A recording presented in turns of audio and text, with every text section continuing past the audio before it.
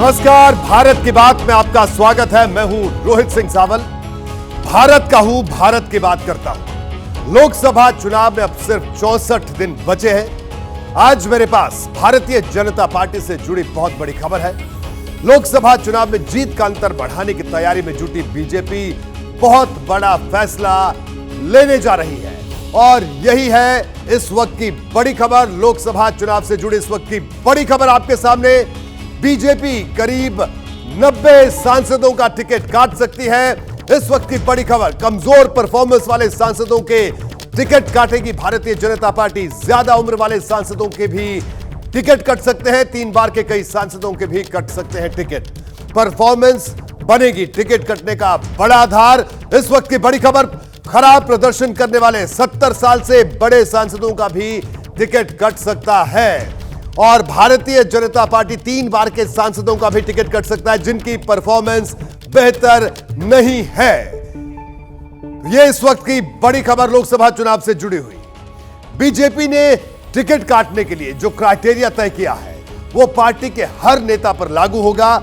हालांकि अपवाद के तौर पर कुछ बड़े नेताओं को छूट दिया जाएगा।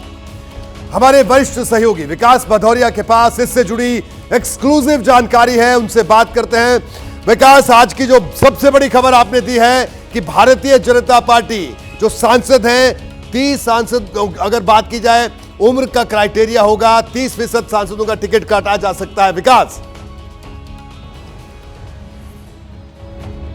जी हाँ, देखिए रोहित, मैं आपको बता दूं कि बीजेपी ने जैसे ही शीतकालीन सत्र है उसकी समाप्ति हुई उसके बाद अपना गियर लोकसभा मोड में डाल दिया है। आपने देखा पिछले दिनों लगातार बैठकें हुई, बीजेपी की पदाधिकारियों की बैठक हुई, राष्ट्रीय पदाधिकारियों की बैठक हुई। उसके बाद ज्वाइनिंग कमेटी बना दी गई जो कि विरोधी दलों से ऐसे नेताओं को बीजेपी में शामिल करेगी जो जिताऊ हो सकते हैं या जिन्होंने पिछली बार बीजेपी कैंडिडेट के आगे चुनाव लड़ा था, सामने चुनाव लड़ा था और अच्छी खासी वोट शेयर भी हासिल किया था। तो बीजेपी ऐसे तकरीबन माना जा रहा है कि 22 से 25 नेताओं को बीजेपी में शामिल कर सकती है और इनको उन जगहों पर उतारा जाएगा जहां से बीजेपी अपने 30% सांसदों के टिकट काटेगी। इसमें गैर सांसदों के अलावा ऐसे उम्मीदवार भी शामिल हैं जो पिछली बार बीजेपी ने उतारे थे लेकिन जीत नहीं पाए, उनको फिर से रिपीट नहीं किया जाएगा। तो इस तरह से ये आंकड़ा जो है 90 के आसपास पहुंच जाएगा।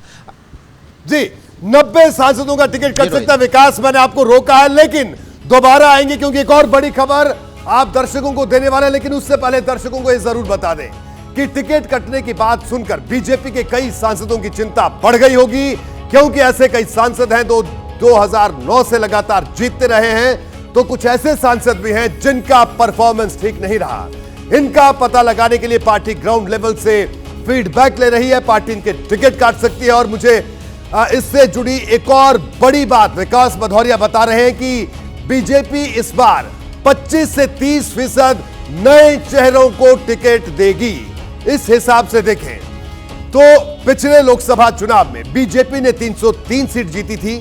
इनमें से अगर 25% के टिकट काटे गए तो 76 सांसदों को टिकट नहीं मिलेगा और अगर 30% सांसदों के टिकट काटे गए तो यह संख्या बढ़कर 91 हो जाएगी। यही वो आंकड़ा है। यानी बीजेपी इस बार जब उम्मीदवारों की सूची जारी करेगी तो उसमें करीब 90 नए चेहरे शामिल हो सकते हैं। हालांकि किसका टिकट काटा जाएगा, पार्टी किस मैदान में उतारेगी, यह फैसला बीजेपी के शीर्ष नेतृत्व को करना है। लेकिन इससे जुड़ी एक और बड़ी खबर मिली है। वो खबर क्या है वो आपको बताता हूं। इस वक्त एक और बड़ी खबर, पहली लिस्ट में 160 उम्मीदवारों का ऐलान भारतीय जनता पार्टी करेगी और पहली लिस्ट में 2019 में हारी हुई 133 सीटें शामिल है। हारी हुई 133 सीटों पर बीजेपी घोषित करेगी प्रत्याशी। 30 बड़े चेहरों वाली सीटों पर भी बीजेपी प्रत्याशी घोषित करेगी। इस वक्त की बड़ी खबर, बीजेपी की पहली लिस्ट में 30 वीआईपी भी शामिल होंगे और इसके इतर जो खबर आ रही है वो यही कि लोकसभा चुनाव में भारतीय जनता पार्टी जो पहली लिस्ट जारी करेगी उसमें 160 के करीब प्रत्याशी हो सकते हैं। विकास भदौरिया हमारे साथ लगातार बने हुए। विकास, एक और बड़ी खबर लोकसभा चुनाव से जुड़ी हुई आपने दी है। 160 के करीब प्रत्याशियों की सूची, पहली सूची आ सकती है। विकास जी हाँ, बिल्कुल। देखिए, राम मंदिर में रामलला की मूर्ति की विग्रह की प्राण प्रतिष्ठा के बाद बीजेपी पहली जो केंद्रीय चुनाव समिति की बैठक करेगी उसमें इन 160 उम्मीदवारों पर मोहर लगेगी। हो सकता है कि इन उम्मीदवारों की सूची पहली, दूसरी, तीसरी करके जारी की जाए, लेकिन सबसे पहले इन 160 उम्मीदवारों की सूची जारी की जाएगी जो कि ज़्यादातर तेलंगाना, आंध्र प्रदेश, उड़ीसा, पश्चिम बंगाल से के अलावा कुछ नॉर्थ ईस्ट की सीटें से शामिल होंगे। इसके अलावा मध्य प्रदेश की एक छिंदवाड़ा सीट है। इसके अतिरिक्त एक दो सीटें और हैं ऐसी जो उत्तर भारत में या यूँ कहें 6-7 सीटें उत्तर प्रदेश से हैं ऐसी जो कि बीजेपी पिछली बार हार गई थी, उन पर उम्मीदवारों की घोषणा की जाएगी। देखिए, बीजेपी पिछले अभी जो 3 राज्यों के विधानसभा चुनाव हुए थे हिंदी पट्टी के, उसमें 21 अपने लोकसभा उम्मीदवारों को विधानसभा टिकट दे चुकी है। तो ये मान के चलिए कि जिन लोकसभा के सांसदों को टिकट दिया गया था, चाहे वो जीत गए हो वो तो अब राज्यों में चले गए, लेकिन जो हार भी गए थे उनको टिकट नहीं मिलने जा रहा है। इसमें फग्गन सिंह कुलस्ते भी शामिल हैं जो कि केंद्रीय मंत्री हैं अभी। इसके अलावा कैलाश चौधरी शामिल हैं जो कि राजस्थान से सांसद हैं। तो इस तरह के कई माफी किया, भागीरथ चौधरी शामिल हैं। तो ऐसे कई सांसद हैं जो ऑलरेडी उनके टिकट कट चुके हैं, लेकिन बाकी बचे हुए उन सांसदों के भी टिकट कटना तय है जो कि उन शर्तों को पूरा नहीं करते हैं जिस शर्तों पर बीजेपी उनको टिकट के काबिल समझे। बिल्कुल विकास आप हमारे साथ बने रहिए क्योंकि एक और बड़ी खबर अभी और विकास के पास है, उसका जिक्र भी करेंगे। लेकिन 2019 के लोकसभा चुनाव में गुजरात और राजस्थान जैसे 10 राज्य थे जहां बीजेपी ने लोकसभा की सारी सीटें जीती थी, लेकिन केरल, तमिलनाडु और आंध्र प्रदेश जैसे कई बड़े ऐसे राज्य थे जहां पार्टी का खाता नहीं खुला। 2019 के लोकसभा चुनाव में बीजेपी को 133 सीटों पर हार का मुंह देखना पड़ा। इनमें से सबसे ज्यादा हारी हुई सीटें जिन राज्यों में हैं, मैं आपको वहां से जुड़े कुछ आंकड़े भी दिखा देता हूं। ये आंकड़े बड़े दिलचस्प हैं। देखिए, आंध्र प्रदेश में बीजेपी ने 25 में से 24 सीट पर चुनाव लड़ा लेकिन हार गई।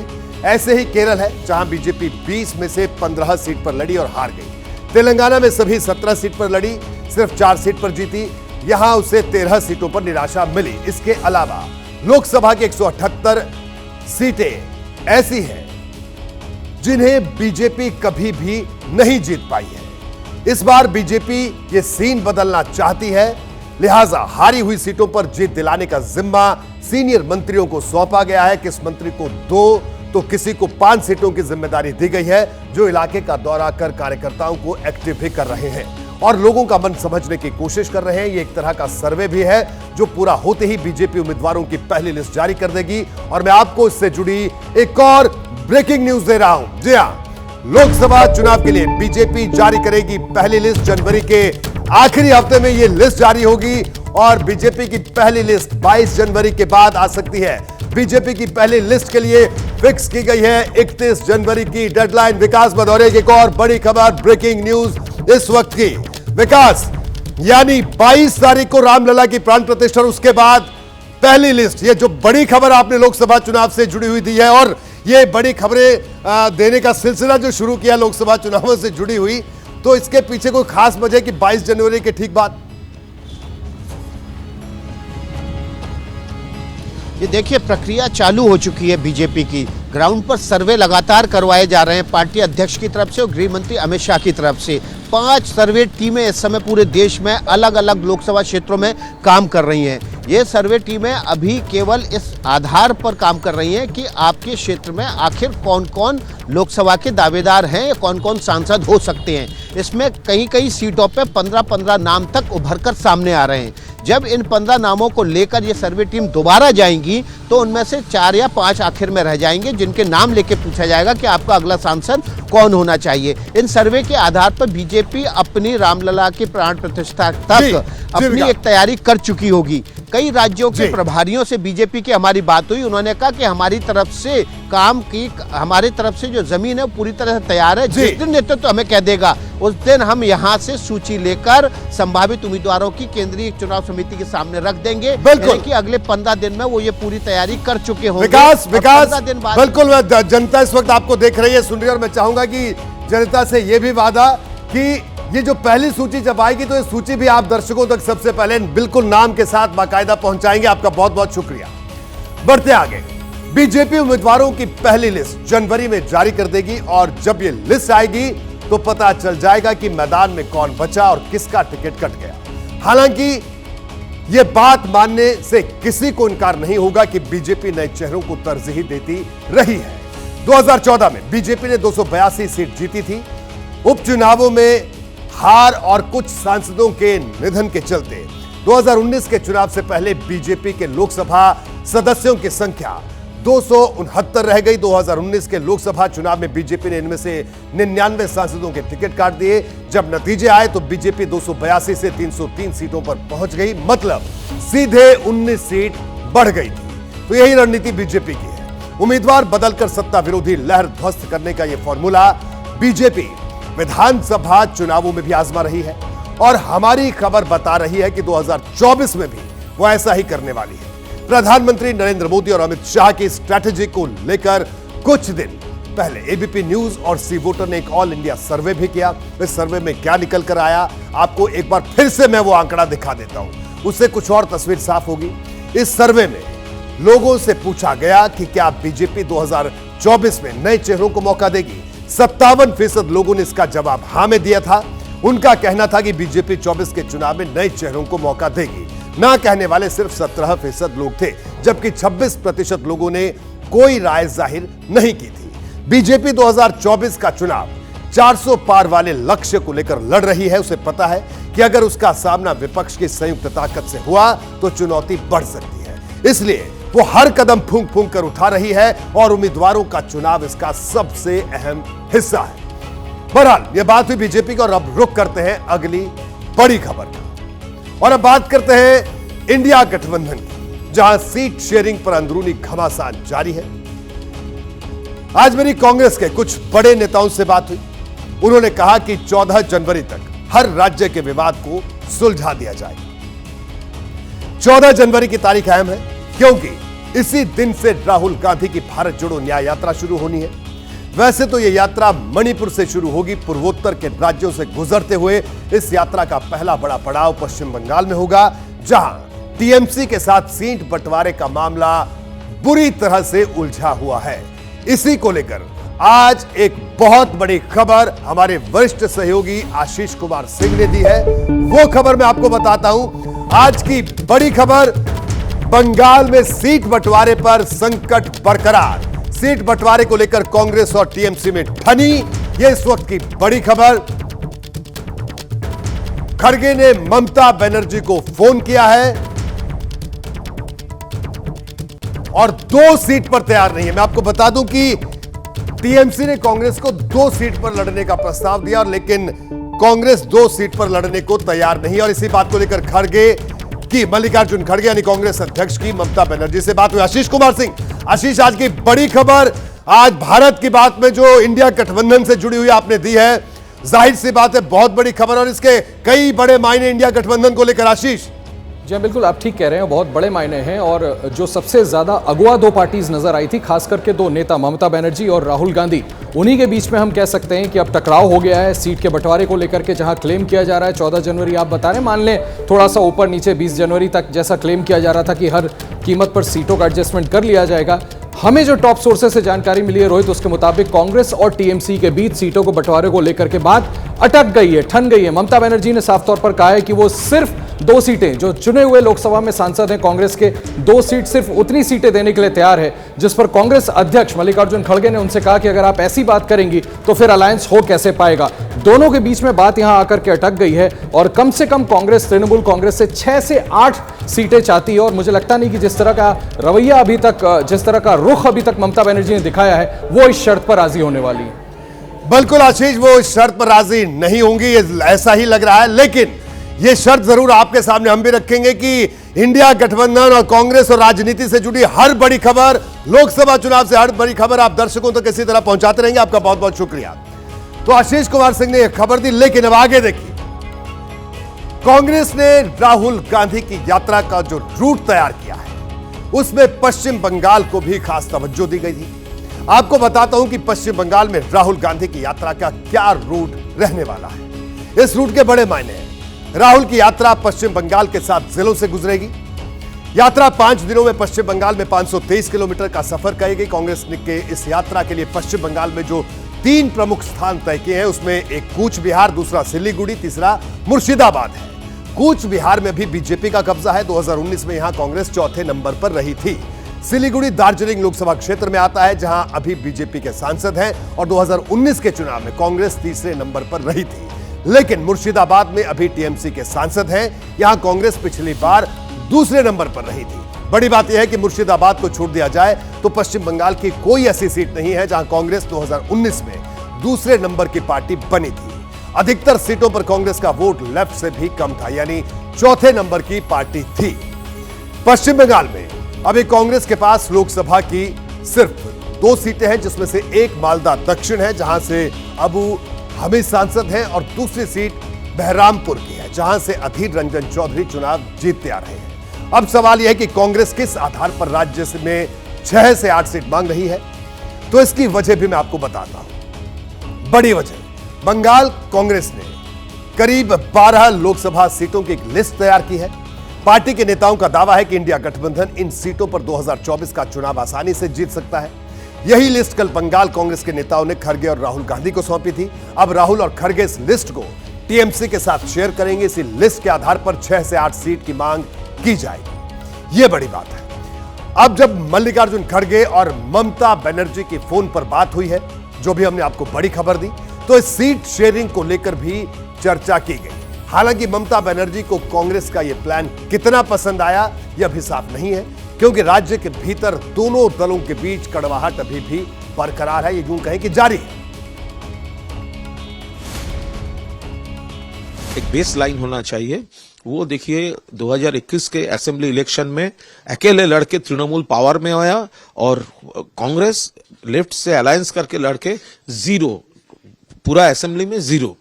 तो जो पार्टी 0 पाते हैं उसका इतना बड़ा बड़ा बात क्यों?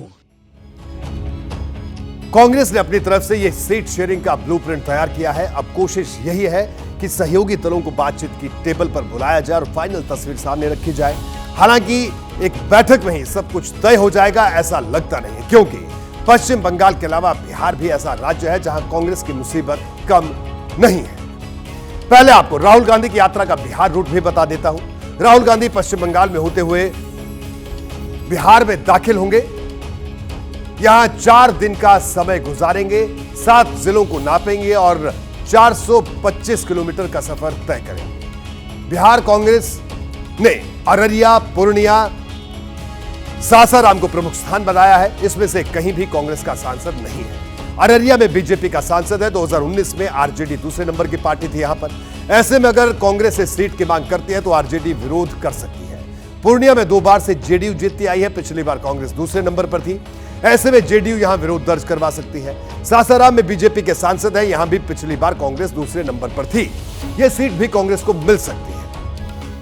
यानी कांग्रेस बिहार में जहां जहां दावा ठोकने की तैयारी में है, हर सीट पर मामला उलझा हुआ है। हालांकि कांग्रेस के नेता यह बताना भी नहीं भूल रहे हैं कि जब 2019 में आरजेडी से उसका गठबंधन था, तब कांग्रेस का रिपोर्ट कार्ड आरजेडी से बेहतर था। तो वैसे आप लोगों की क्या योजना है? कि पिछली बार 9-10 सीट लड़े थे जी, तो उसी के आसपास कहीं होगा फिर से। पिछली, अब जैसे नीतीश जी इधर आए हैं जी, तो इधर से निकल के 2-3 पार्टियां गई हैं, वो लोग भी 10-11 सीट लड़े थे पिछली बार जी।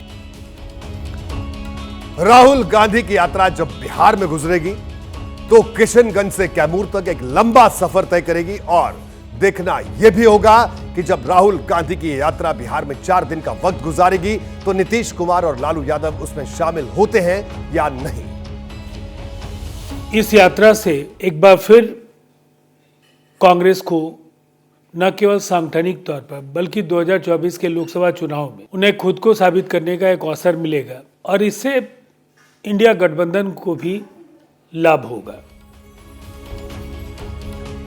बिहार के बाद इस यात्रा का एक अहम पड़ाव उत्तर प्रदेश में होगा।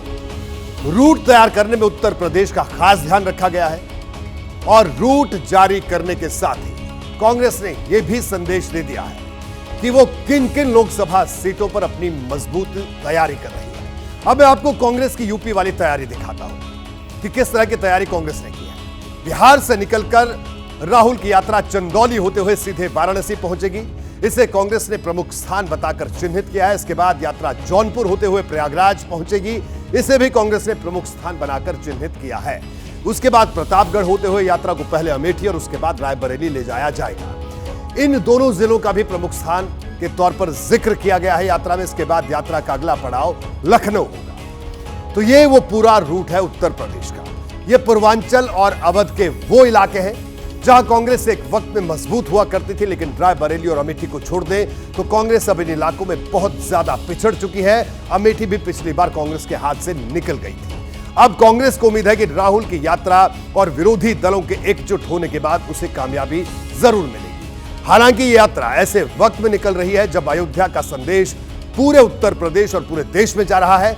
ऐसे में कांग्रेस को इस यात्रा का फायदा कितना मिलेगा ये कहना मुश्किल होगा।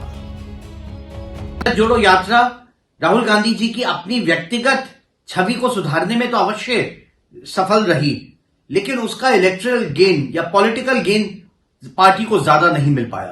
राहुल गांधी जी की न्याय यात्रा जो ऐसे वक्त में आ रही है जब पूरा देश आने वाले कुछ महीनों में इलेक्शंस तक राम नाम के नाम में मग्न हुआ है, इस महान उत्सव के सामने राहुल गांधी की जो पद यात्रा है वो काफी फीकी पड़ने वाली है। देखिए, राहुल गांधी की भारत जोड़ो न्याय यात्रा उत्तर प्रदेश में सबसे ज्यादा 11 दिन बिताएगी। 20 जिलों से गुजरते हुए 1000 किलोमीटर से ज्यादा का सफर तय करेगी। लखनऊ के बाद ये यात्रा किधर जाएगी ये भी मैं आपको बता देता हूं। देखिए, यूपी की राजधानी से निकलने के बाद यात्रा का अगला पड़ाव बरेली में होगा। बरेली के रास्ते में राहुल गांधी सीतापुर, लखीमपुर और शाहजहांपुर से भी गुजरेंगे। इसके बाद राहुल गांधी रामपुर, मुरादाबाद होते हुए अलीगढ़ पहुंचेंगे। इस बीच वो संभल और बुलंदशहर से भी गुजरेंगे। अलीगढ़ के बाद राहुल की यात्रा आगरा पहुंचेगी, जिसे यूपी में दलितों की राजधानी कहा जाता है। यानी कांग्रेस इस यात्रा के जरिए दलित समाज के बीच भी बड़ा मैसेज पहुंचाना चाहती है। उत्तर प्रदेश में कांग्रेस का ग्राफ बहुत तेजी से गिरा है। कांग्रेस को बार बार 2009 का वो आंकड़ा दिखाई देता है जब उसे यूपी की 80 में से 21 सीटों पर जीत मिली थी।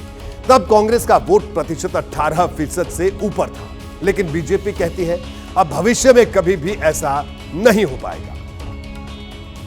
राहुल गांधी के कारण से कोई चुनाव जीत के ऐसे नहीं। अगर ऐसा होता तो मध्य प्रदेश छत्तीसगढ़ में तो राहुल गांधी ने कैंपेन भी किया। तो यात्रा का इशू नहीं है, कैंपेन का इशू है। और फिर नेता, नीति और नियत, इन तीन का भी बात। तो मुझे लगता है ये यात्रा विपक्षी दलों में अपनी कद ऊंचा करने के लिए ज्यादा है बनस्पत की सत्ता में या सेवा के दृष्टि से कम है। देखिए, भारत जोड़ो यात्रा का पहला चरण बताता है कि इस रणनीति से कांग्रेस और राहुल गांधी दोनों की छवि में बदलाव हुआ है। कांग्रेस अगर कर्नाटक और तेलंगाना जीतती है तो उसके पीछे वो भारत जोड़ो यात्रा को ही श्रेय देती है। लेकिन जिस यूपी और बिहार की सियासी जमीन पर राहुल गांधी के कदम पड़ने वाले हैं, वो कांग्रेस के लिए दशकों से बंजर पड़ी है वो जमीन। ऐसे में इस बंजर सियासी जमीन पर कांग्रेस 3 महीने के भीतर बड़ा बदलाव ला देगी, ये कहना मुश्किल है।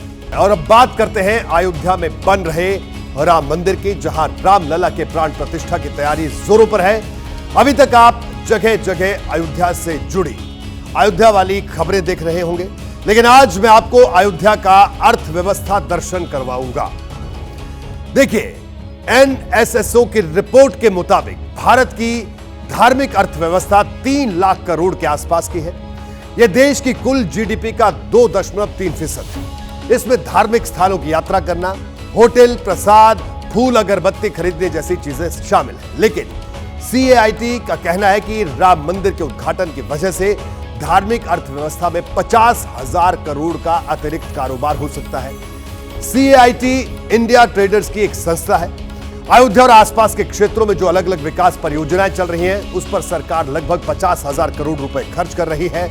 यानी इसका फायदा आने वाले कुछ दिनों में नजर भी आने लगेगा। कांग्रेस बार बार आरोप लगाती रही है कि बीजेपी राम मंदिर के मुद्दे को चुनावी इवेंट बना रही है। अब जब अर्थव्यवस्था की बढ़ोतरी की बात सामने आ गई है तो कांग्रेस के सवालों का आकार भी बदल गया है। देखिए, मोदी जी तो स्वयं ही कहते हैं कि मैं व्यापारी हूं और मेरे अंदर गुजराती व्यापारी का खून है। तो बीजेपी क्लियर करे कि प्राण प्रतिष्ठा क्या उनके लिए व्यापार का, धंधे का मुद्दा है या प्रभु राम की आस्था का विषय।